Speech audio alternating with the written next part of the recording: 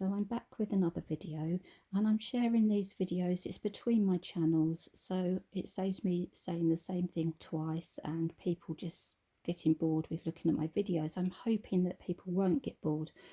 Now, something I've really been craving lately is a return to the countryside.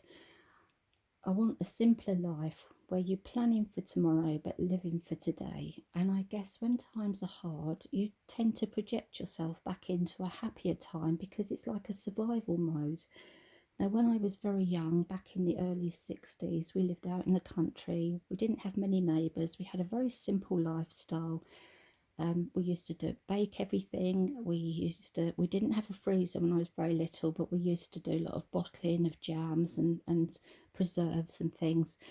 And it was just a very quiet life. We didn't have television, we had a radio, and I would be spending a lot of time outside discovering all sorts of lovely creatures, big furry caterpillars and butterflies and bees. And I am so badly craving this. So what I want to do is go back in time. And I can't physically do this, but I think sometimes the old ways are better. So I want to live a simpler life. So we're thinking about how to make things better for the future, for future generations, but living for today. So one of the things I used to remember from when I was young was we would go to bed quite early. The sun would set, it would be bedtime, and even my parents, they wouldn't be up late at night. They'd be in bed quite early. I think we all used to sleep a lot better. It also saves on electricity bills. And then we would get up early and see the sunrise. So we were living with nature rather than staying up late at night watching television. We just didn't do that sort of thing. Television wasn't on late at night. So, number two, make, do, and mend. Clothes would be mended. We would make a lot of clothes, and things would be, there would always be somebody you could take things to get them fixed. Now, obviously, you mustn't try and do electrical repairs and plumbing and gas and things like that. You need an expert. But it's really good. There's lots of YouTube videos that tell you virtually how to mend any little household appliance that's broken. Um, just make, do, and mend. It saves a lot of money and it's very satisfying. Say you've got something that's broken and you can put back a vase, and it's just a nice way of doing things. So, number three, reduce, reuse, refill. So, reduce the amount of things that we're using. So, we cut down on our plastics. I mean, we didn't have plastic bags when I was little. We just didn't have them. Paper bags, which were really nice, and ladies had like string bags that they took shopping and baskets. So we already try to reduce our plastic, but we're going to try and reduce that even more. Lots of things come in nice jars. We have some nice coffee jars that we are washing out to reuse rather than just recycling. We're using them as storage.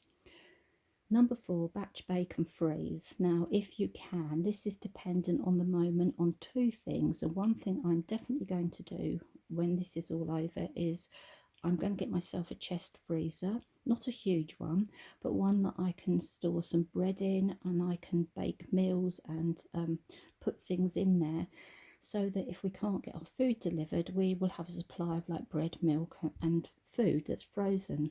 Now, we didn't have a freezer when I was little, not many people did, but if you can get the ingredients, it's really great to do two meals at once, and one to eat and one to freeze. This saves you a lot of money, it saves you time, and it saves you gas and electric. So I think that is a thing that we automatically used to do. And another thing is, don't waste anything. Leftovers should never go into your food bin, as long as they're things that can be eaten later, heated up and eaten safely without making you ill. Pop your leftovers into the fridge and use them to make something the following day. That's something we always used to do. Number five, compress your rubbish. This is something we have had to do ever since we were given very small bins to put our rubbish in. So this will save on your bin bags. So crush everything down as small as you can to get into your bins. Just take very great care with sharp things like tins and plastic. Good to wear some gardening gloves when you're compressing down the rubbish. Number six, use more natural products. better for you and better for the environment. Now, this goes right the way through everything in the house, from the food we eat, because you're baking your own, you're not putting lots of additives in by buying ready made. Our cleaners, we're trying to use all environmentally friendly, but where I've always bought things like Method and Astonish cleaners, now we're using a lot more vinegar and lemon juice and bicarbonate of soda. But obviously, as I've mentioned before, not for your rats. And even things like cotton wool. Now, if you use cotton wool to remove your makeup, you can get through a lot of cotton wool. So I've bought some. I don't really wear much makeup, but just for cleaning your face even, bamboo flannels and little bamboo round, they're like cotton pads, little round ones, and you just rinse them out when you've used them, pop them in a wash bag and wash them with your towels every week. And the amount of cotton wool that I've saved just over the month by using bamboo wipes that can be washed and reused is absolutely amazing. So that also comes down into number 7. Use bamboo, not cotton. So the bamboo is biodegradable. The fabric is naturally antibacterial. So I sort of done 6 and 7 in one there. Number 8, practice stock rotation. Now, this is something that supermarkets always used to do, and I find that especially the big supermarkets, they're really careless. They don't put the new stock to the back, they just shove it on the shelves anywhere in most supermarkets.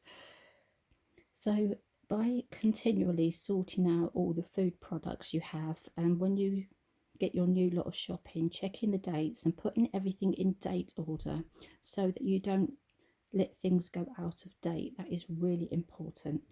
Number 9, limit your screen time. So this is your television time, your time just hanging about on laptops and computers and mobile phones. Set a time limit.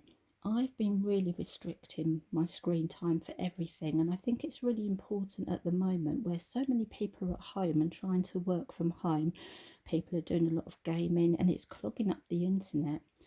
If we lose the internet, that's the end of the world as we know it. And I personally could not live without the internet because it's my communication with everyone, it's how I get my shopping, everything delivered, it's how I talk to you and everybody else, and it stops me from being totally isolated from the world.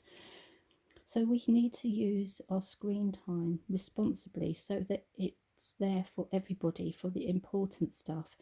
So do something more interesting. If you can, get out and connect with nature. That is something, just to sit quietly in the countryside, in your big garden, because obviously you can't walk to the countryside if it's too far away, but to sit in your garden and be nice and peaceful, read books, write books, be creative, whatever your hobby is, spend a bit more time with your hobby. And if you're at home with kids and a family, how about doing some good old-fashioned board games? They're so much fun and they're much more interactive than just having your child on their own playing a game on their tablet or whatever they have. So find a way to make life more interesting and vary your activities, as I've mentioned before. So this is my little simpler life plan. I know there's things that I can't carry out at the moment, but I think if you hold on to the things that you want to achieve and don't give up hope, it means it gives you a promise for the future. But it's very important to live for today as well, because you don't want to be worried the whole time about what is going to happen tomorrow. I've mentioned this in one of the previous videos. We can't change what's going to happen at the moment, so we have to get through each day and adapt, constantly adapt to a new way of life. So that is my plan for the week, and I hope it's just given you all something to think about. So as always, take care and stay safe.